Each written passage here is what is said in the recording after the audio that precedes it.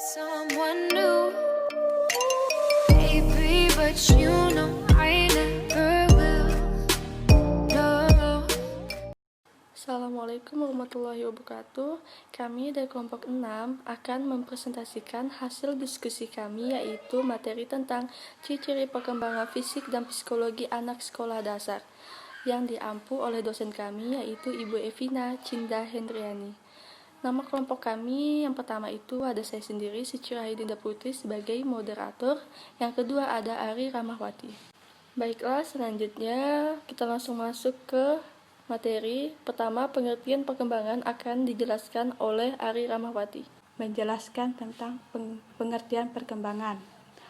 Ahmad Sudarso 2008 memberikan definisi bahwa perkembangan dapat diartikan sebagai perubahan yang sistematis berkesinambungan dalam diri individu sejak lahir hingga akhir hayatnya. Pengertian perkembangan adalah bertambahnya kemampuan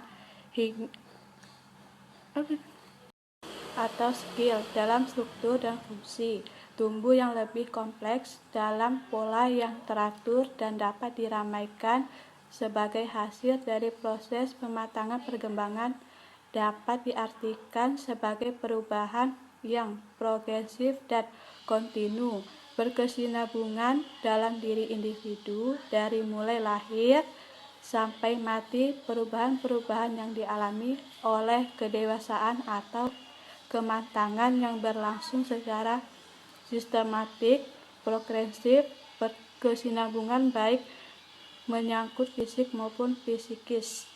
Selanjutnya saya akan membahas tentang pengertian perkembangan fisik anak sekolah dasar. Yang pertama, perkembangan fisik yang pada dasarnya merupakan suatu perubahan-perubahan pada tubuh, otak, kapasitas sensoris, dan keterampilan motorik. Papalia dan Olidis 2001, perubahan pada tubuh ditandai dengan perubahan tinggi dan berat tubuh, pertumbuhan tulang dan otak, serta kematangan organ seksual dan fungsi reproduksi. Dan yang kedua, Hulen dan Thomas Hurlock 1956, perkembangan fisik atau tubuh beserta didik merupakan sistem organ yang kompleks dan sangat mengagumkan. Semua orang itu terbentuk pada periode prenatal sejak dalam kandungan. Dan yang ketiga, peserta didik sekolah dasar pada umumnya berada pada rentak usia 6-12 tahun.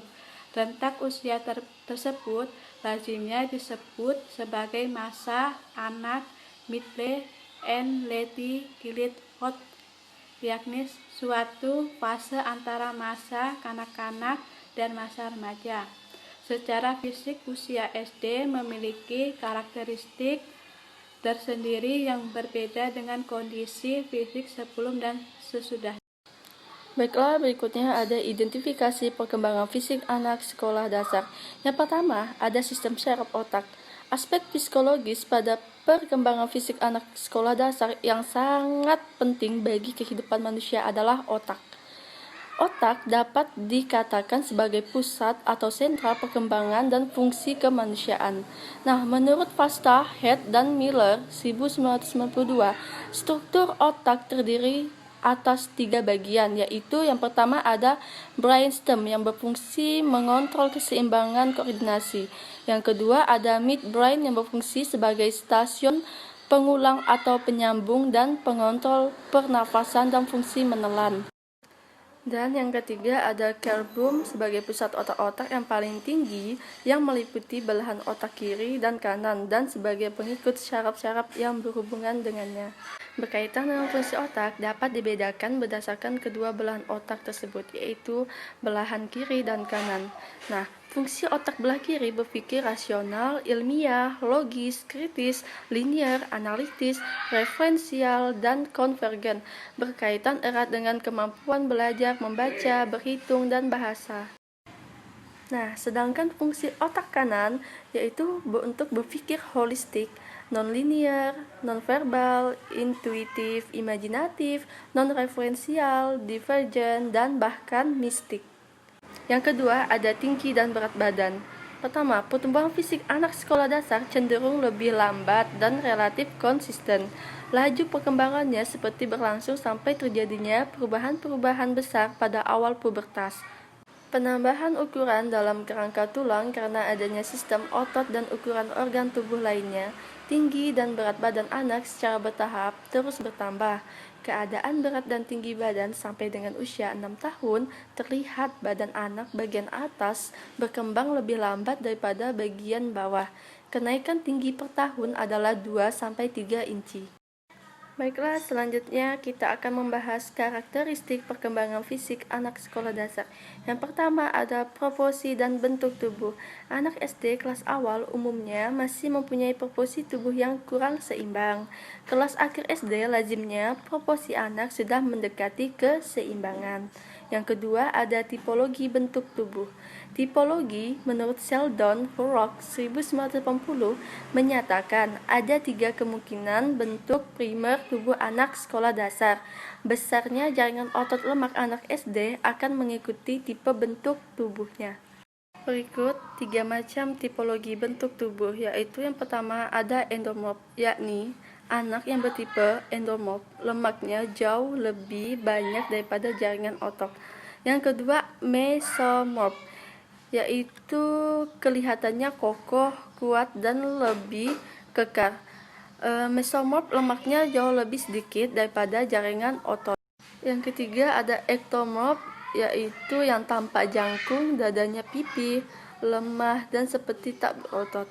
Anak yang bertipe ektomorf tidak terdapat jaringan yang melebihi jaringan lainnya sehingga tampak kurus.